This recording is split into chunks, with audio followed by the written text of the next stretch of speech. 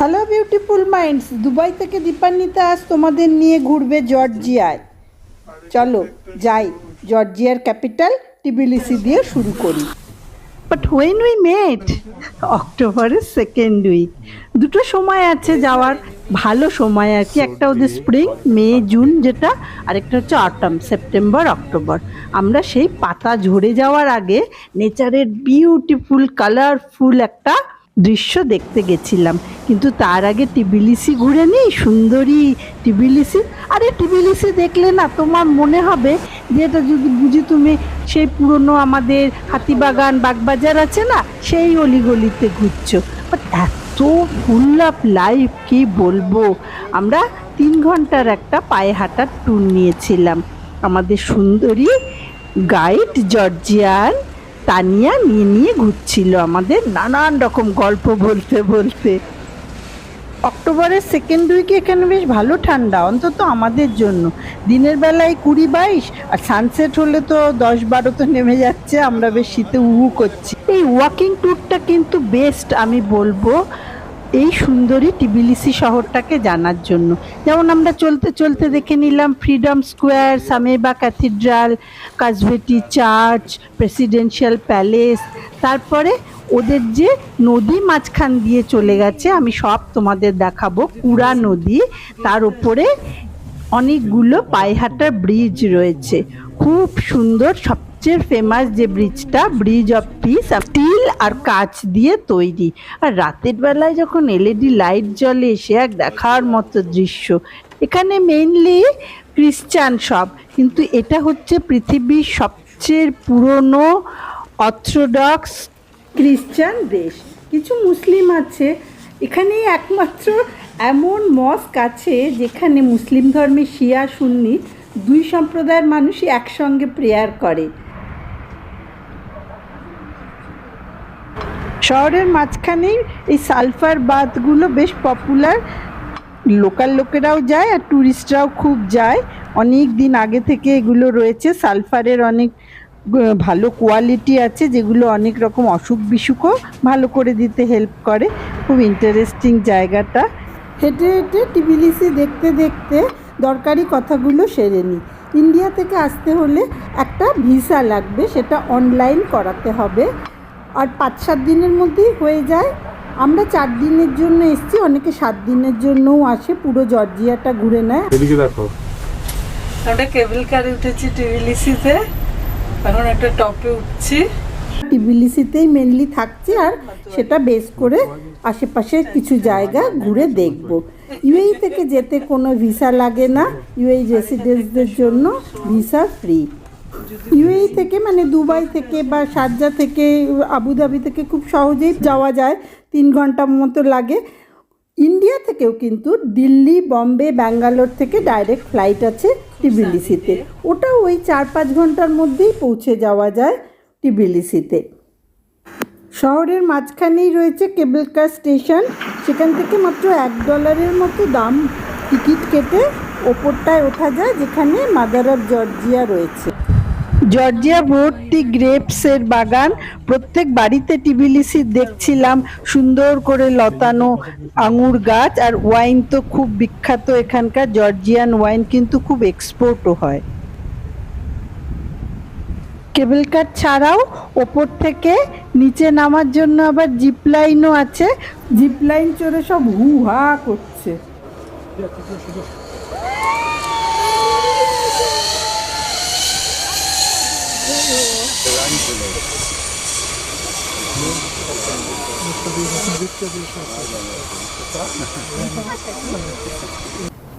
বনে বনে রং লেগেছে, পাতা ঝরে যাবে, শীতকাল আসছে, তার আগে যেন ওরা হোলি খেলা খেলে নেয় গাছগুলো।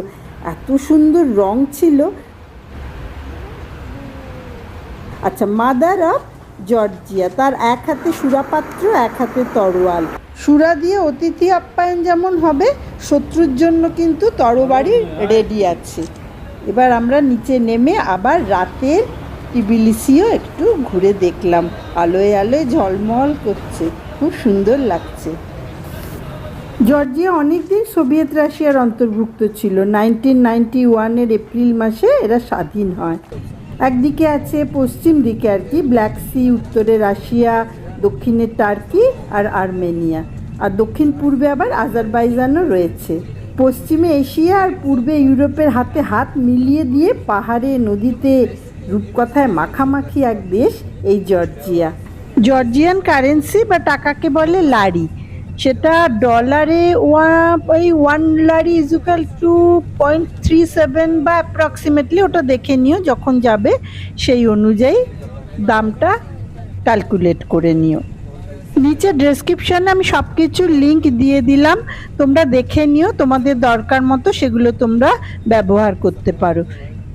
তোমরা যদি 10 দিন বা 7 দিনের জন্য আসো, পুরো জর্জিয়াটাই দেখতে পারো, বাতুমিটাও যেরকম ঘুরে আসতে পারো। ব্ল্যাক সির পাশে আমরা যেটা আলাদা করে গেছিলাম, যদি দেখে না থাকো বাতুমির ব্লগটা তোমরা দেখে নিও, আইডিয়া পেয়ে যাবে।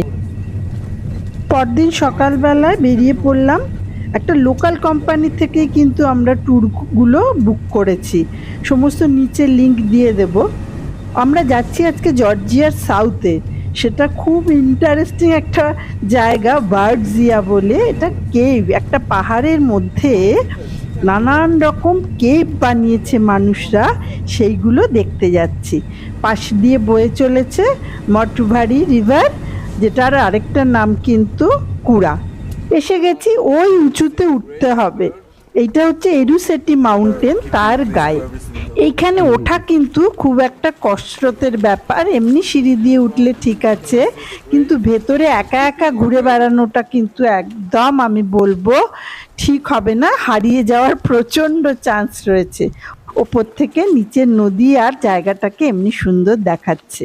এরমভাবে ওপরে উঠে একজন গাইড যে তোমার সঙ্গে থাকবে, সে তোমায় ঘুরিয়ে ভেতরটা দেখিয়ে দেবে। পুরাতাত্ত্বিক অনুসন্ধান বলছে ব্রোঞ্জ যুগের আগে থেকে কিন্তু এখানে মানুষের বসবাস ছিল। মানুষরা পাথর কেটে কেটে তৈরি করেছে বসার, থাকার ঘর, church, chapel, wine factory, pharmacy, সব কিছু। 19 তলা 19 ফ্লোর আছে এই গুহা রাজ্যে। তবে এটার একটা গল্পও আছে। রাজা নাকি এক সময় 12 শতকের সেই রাজা তার মেয়েকে খুঁজে পাচ্ছিল না, মেয়ের নাম ছিল ভার্জিয়া, ভার্জিয়া বলে ডাকছিল বলে এটার নাম হয়েছে ভার্জিয়া। এটা ট্বিলিসি থেকে সারা দিনের একটা ট্রিপ, কিন্তু এটা মাস্ট ভিজিট একটা স্পট, অবশ্যই দেখবে, খুব ইন্টারেস্টিং, যদিও একটু ফিজিক্যাল এক্সারসাইজ করতে হয়। এরপর আমরা নেক্সট ডেস্টিনেশনে চললাম। বেশি দূর যেতে হলো না, এই কেপ সিটির কাছেই রাবাতি ক্যাসেল। এটা বিশাল জায়গা জুড়ে, মানে 7 হেক্টর এর বিস্তার। খুব সুন্দর খোলা মেলা আর খুব পরিষ্কার সুন্দর বাগান। এখানে মেনলি এশিয়ান স্কাল্পচার দিয়ে সব তৈরি করেছে। চার্চ আছে, মসজিদ, সিনাগগ, ঘুরে ঘুরে দেখতে কিন্তু বেশ অনেকটা সময় লাগে। এখানে একটা ওপরে উঠে পুরো শহরটাকে দেখার একটা টেরাস রয়েছে, সেখানেও আমরা গেলাম। অনেকেই জানতে চায় জর্জিয়া বেড়ানো কি খুব খরচ সাপেক্ষ? আমি বলবো খুব একটা নয়। এই 4-5 দিনের বেড়ানোতে পার হেড 50 থেকে 80 হাজার ইন্ডিয়ান রুপিসে হয়ে যায়।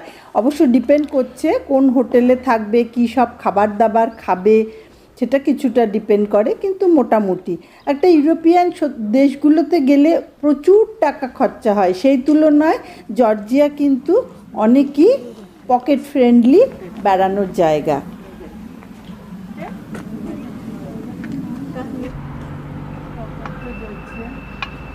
এই সেই কুড়া নদী, সেই টেরাসটার ওপরে উঠেছি। এখান থেকে পুরো জায়গাটাকে যেমন সুন্দর দেখাচ্ছে, শহরটাকেও খুব সুন্দর দেখাচ্ছে। এটা হচ্ছে টপ অফ দ্য জর্জিয়া কোর্টটা, তার টপে উঠেছি। এখন আমরা একটা সেলফি তুলবো এবং নিচে দেখা যাচ্ছে। দাও আমি একটু তোমাকে এখান থেকে তো ভালো এই রাবাতি ক্যাসেলে ঢুকতে টিকিট কাটতে হয়। অনেক সময় ট্যুর কোম্পানি যেখান থেকে নিচ্ছ তারাই টিকিট ইনক্লুডেড করে রাখে, আবার অনেক সময় নিজেদের টিকিট কাটতে হয়। সেটা তোমরা যে ট্যুর কোম্পানি থেকে ট্যুরগুলো নেবে ডিপেন্ড অন দ্যাট। আর এই ক্যাসেলটা ঘুরে দেখতে 1-1.5 ঘন্টা, কখনো 2 ঘন্টাও লাগিয়ে দিতে পারো যদি তুমি চাও। ফেরার সময় বারজমির রিসর্ট টাউনে গেলাম, খুব সুন্দর, কিন্তু তখন সন্ধে হয়ে আসছে। আমরা আস্তে আস্তে জায়গাটাকে কিছুটা আলো আঁধারির মধ্যে জায়গাটাকে দেখে নিলাম। এইখানেই আছে খারাগলি ন্যাশনাল পার্ক। আর এই সাজানো পার্কটা বিখ্যাত হচ্ছে এখানকার মিনারেল ওয়াটারের উৎসধারার জন্য। জর্জিয়ার নিজেদের দেশের জল তো, মিনারেল ওয়াটার তো এরা সাপ্লাই দেয়ও, তাছাড়াও এক্সপোর্টও করে। বাড়ি ফিরে পরের দিনের ককেসাস মাউন্টেনের কাছে যাওয়ার উত্তেজনা নিয়ে ঘুমিয়ে পড়লাম। আচ্ছা, খাবার দাবার কিন্তু এখনও দেখায়নি, তার জন্য ওয়েট করো শেষ পর্যন্ত। প্রত্যেক দিনই আমাদের সিটি সেন্টার থেকে ট্যুরিস্ট বাসটা ছাড়তো। হোটেলটা কাছেই ছিল, একদম হাঁটা পথ। সকাল 9টা থেকে বাস ছাড়তো, আমরা 8:30 পৌনে 9টার মধ্যে পৌঁছে যেতাম। রে বাবা, 9 ডিগ্রি টেম্পারেচার, করছি আমি। যাই হোক, এবার আমরা যাচ্ছি ককেসাস পর্বতমালার কাছে। আমরা তো ককেসাস মালার কাছে যাবো।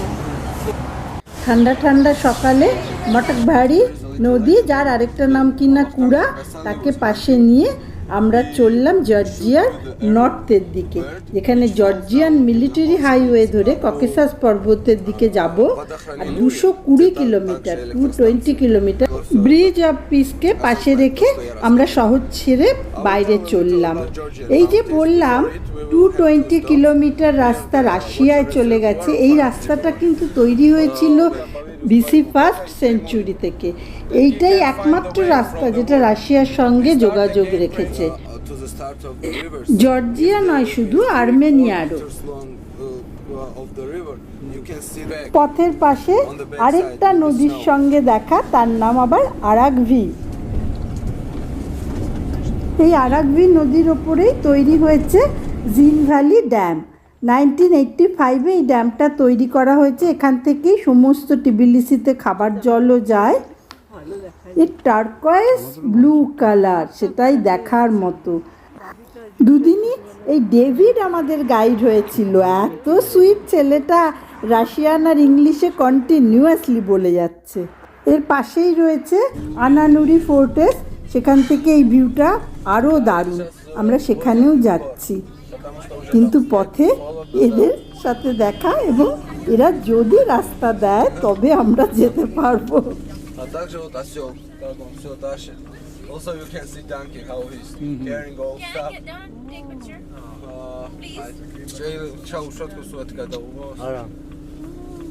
Unfortunately, This is Hall Street, right? no.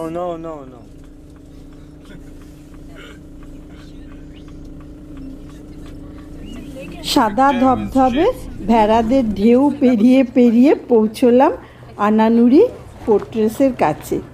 এটা টিবিলিসি থেকে 70 কিলোমিটার দূরে। 13th সেঞ্চুরি ডিউক অফ আরাগাভি এই কেল্লাটা বানিয়েছিলেন।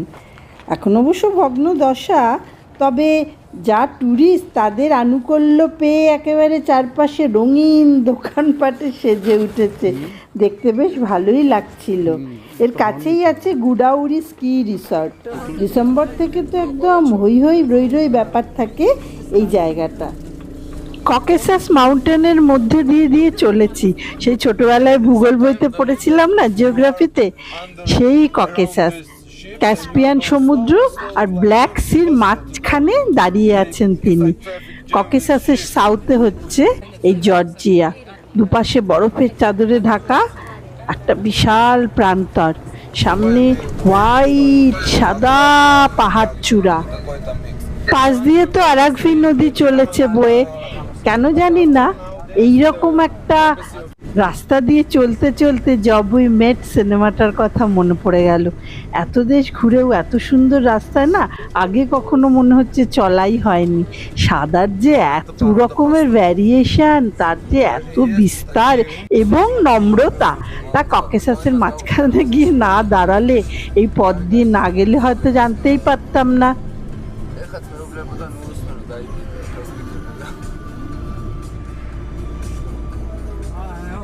আনুনারি ফোর্ট্রেসের কাছেই রয়েছে গুডাউরি স্কি রিসর্ট, ওখানে একটু ঢু মেরে চললাম ট্রিনিটি চার্চ দেখতে। চতুর্দিকে পুরো বড় বড় পাহাড়, পাহাড় তো বোঝা যাচ্ছে কত বড় বড় পাহাড়, বুঝেছ?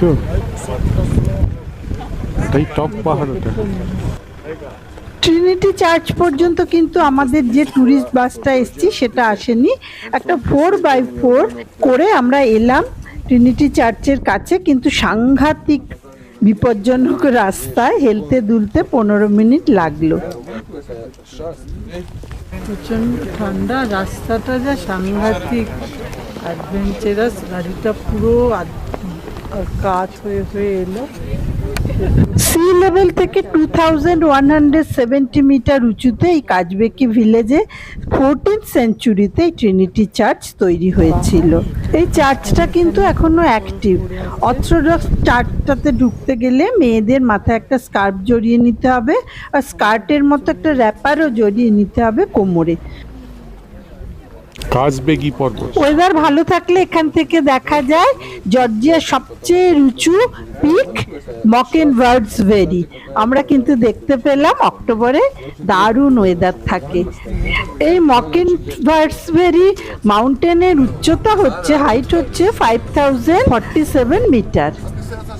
ককেসাসে সাদা বরফ আর তার উপরে সানসেট, সে যে কি এক দৃশ্য! তোমরা পারলে একবার যেও এবং নিজের চোখে এক্সপেরিয়েন্সটা করে এসো। এই সানসেট দেখতে দেখতে আমরা পৌঁছলাম একটা মনুমেন্ট দেখতে। এই মনুমেন্টটা তৈরি হয়েছিল 1983-তে। রাশিয়ার সঙ্গে জর্জিয়ার ফ্রেন্ডশিপের মেমোরি হিসেবে এটা তৈরি করা হয়েছিল। জর্জিয়ান মিলিটারি হাইওয়েতেই এটা রয়েছে। ওটার একপাশে যেরকম গুদাউরি টাউনটা রয়েছে, রিসর্ট টাউনটা, আরেকদিকে জাভেরি পাসও রয়েছে, স্কি রিসর্ট, এইসবের মাঝখানেই এটা রয়েছে। মনুমেন্টটা দেখতে এসছি এখানে। চারপাশে বরফে ঢাকা পাহাড়, কিন্তু বড্ড ঠান্ডা হাওয়া, চিল্ড, খুব ঠান্ডা। বিশাল এক টাইলসের মধ্যে রং বেরঙের মুরাল কাজ, খুব সুন্দর দেখতে লাগছিল। চারপাশে তখন এই ককেসাস মাউন্টেনের ওপর আবার সানসেট হচ্ছে, সেও আরেক দৃশ্য। সব মিলিয়ে কিন্তু এই সময়টা আমরা খুব এনজয় করলাম। ককেসাস মাউন্টেনের সাথে সারাদিন কাটিয়ে আজকের মতো ঘরে ফেরার পালা। কালকে আবার সকালে ট্যুর। অক্টোবরে ওদের ফল টাইম, গাছের সব পাতা ঝরে যাবে শীতের সময়, তার আগে নেচারের হোলি খেলা। গাছগুলোর সব পাতাগুলো এত রকমের রং হয়ে আছে, অনেক আবির মেখেছে, মনে হচ্ছে ডিফারেন্ট কালারস অফ আবির। খুব সুন্দর দেখতে লাগে চারপাশটা। আজকে সন্ধ্যের পর আমাদের ফিরে যাওয়া, সকালটা হাতে রয়েছে। সকালটায় আমরা জর্জিয়ার ওল্ডেস্ট সিটি মৎস্কেতা দেখে নিচ্ছি। টিবিলিসি থেকে কিছুক্ষণ লাগে, 3 ঘন্টার ট্রিপ। আচ্ছা, উচ্চারণগুলো সব রাশিয়ান নামগুলোর, তাই জন্য হয়তো একটু এদিক ওদিক হবে, মাফ করে দিও তোমরা। ওখানকার প্যানোরামিক ভিউটা তো দারুণ। তারপরে দেখা যাচ্ছে কি আরবি নদী আর মাতবারি নদী, এই দুটো নদীর সঙ্গম যাকে বলে, দুটো নদী মিট করেছে, বিউটিফুল লাগে। তাছাড়া দেখলাম চার্চ রয়েছে, ক্যাথিড্রাল রয়েছে, এগুলো সব ঘুরে ঘুরে দেখলাম দিনের রোদে। খুব ভাল লাগলো, ঠান্ডা ঠান্ডা ওয়েদার। তোমরা যদি যেতে চাও এই সময়টা কিন্তু একটা ভালো সময়। এবার এসো খাবার দাবারগুলো নিয়ে কথা বলি। তার আগে কিন্তু আমার চ্যানেলটা এখনও যারা সাবস্ক্রাইব করোনি তারা সাবস্ক্রাইব করে ফেলো প্লিজ। অন্যদের সঙ্গে অবশ্যই শেয়ার করো, আর ভালো লাগলে লাইক দিও, কমেন্ট করো। এবার শেষ পাতে জর্জিয়ান খাবার দাবার।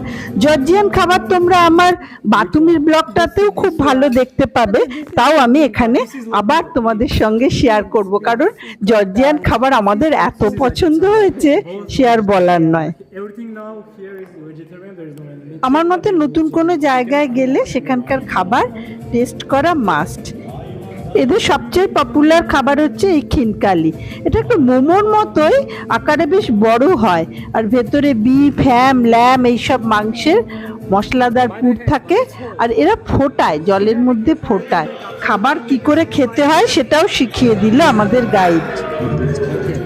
And and you have to drink the juice inside. Okay, don't waste it. That's the best part.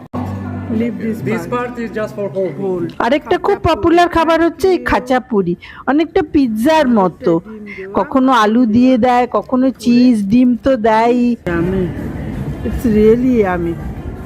আখরোট দিয়ে মোড়ানো বেগুন, মানে বেগুনের রোল, খুব ভালো সব খেতে। It's acharya khacha. Acharya In Nehru khacha. there is only cheese and bread.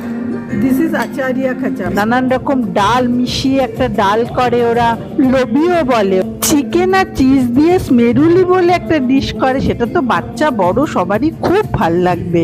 যাই হোক, পেট তো ভরেনি কিন্তু মনটা তো ভরেছে। তবে আর দেরি করো না, প্ল্যান করতে বসে যাও জর্জিয়া আসার। তোমাদের সঙ্গে আবার দেখা হবে। আজকের মতো টাটা। ওয়াইন।